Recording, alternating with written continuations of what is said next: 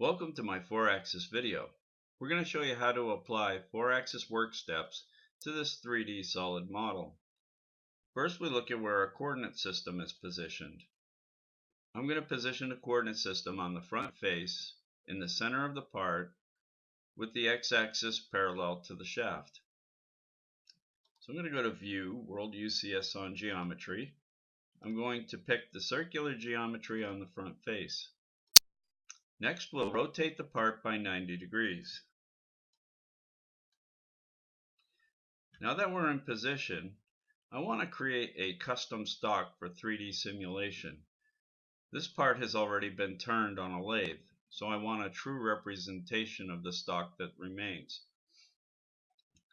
So you do that by creating a curve, start on center, then we'll come up to the end point of this line and walk myself around the part. I'll type in a Z0 dimension, and this is what your curve should look like. Now we'll create a revolved surface. So that CAD-CAM picks up the custom stock, we're going to label this stock SRF. And we're going to rotate 360 degrees. Now that I created the custom stock, I want to get it out of there and I want to hide it. So we'll go to Edit and Blank.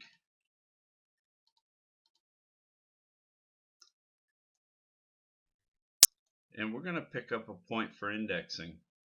I'm going to index to the top of the slot. So we're going to add a coordinate system.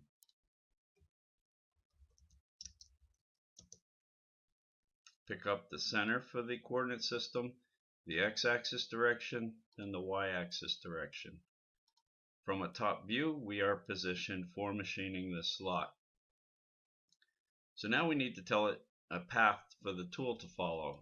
So we're going to go to a face curve. Detect open edges.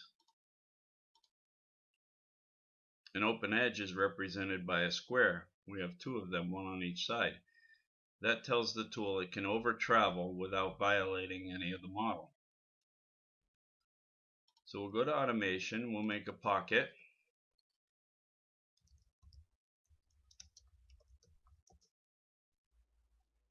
We'll use a 3/4 cutter. And our step over will be aggressive. We'll use the Advanced tab, and we're going to tell it to use the coordinate system we just created.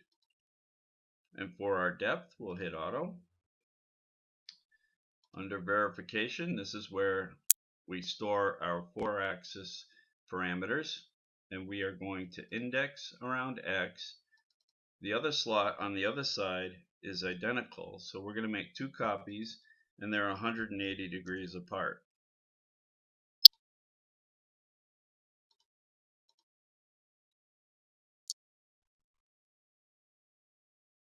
Now notice we're using our high-speed machining toolpath that's available to 4-axis machining. That's a square stock. We want to use our custom stock. So we'll go to the stock setup and preview again.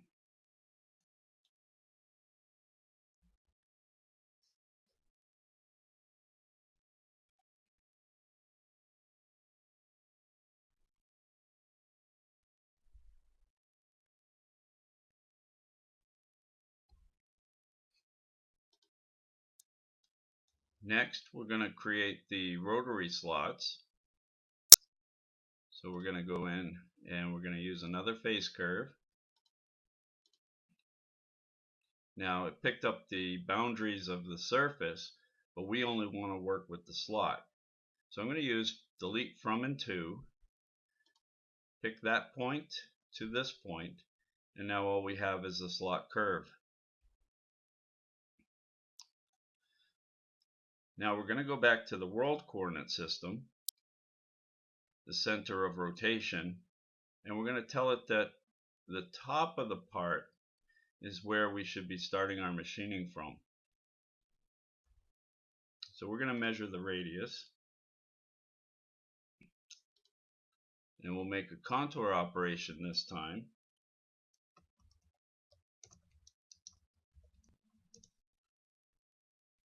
Tool 2, offset 2, 0.375.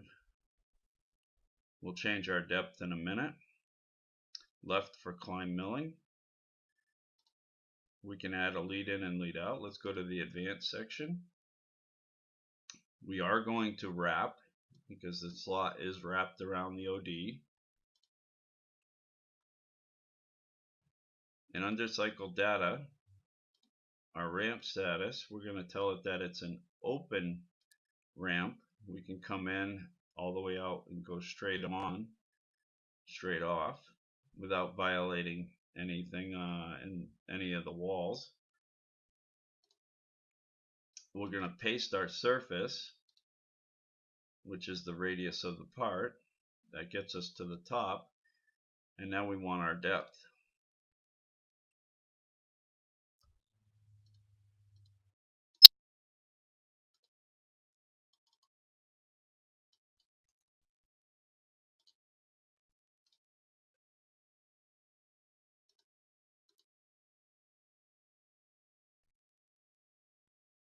Make sure we're using the right coordinate system.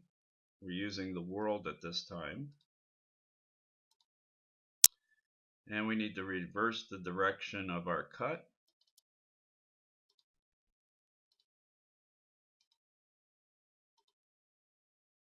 And we'll do the same thing for the other side.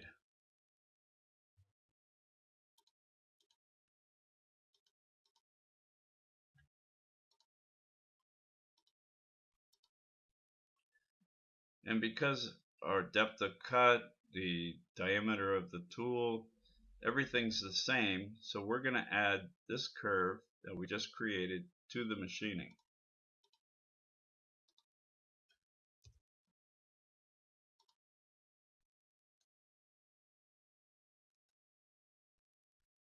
That's all there is to that. So we'll do our 3D preview.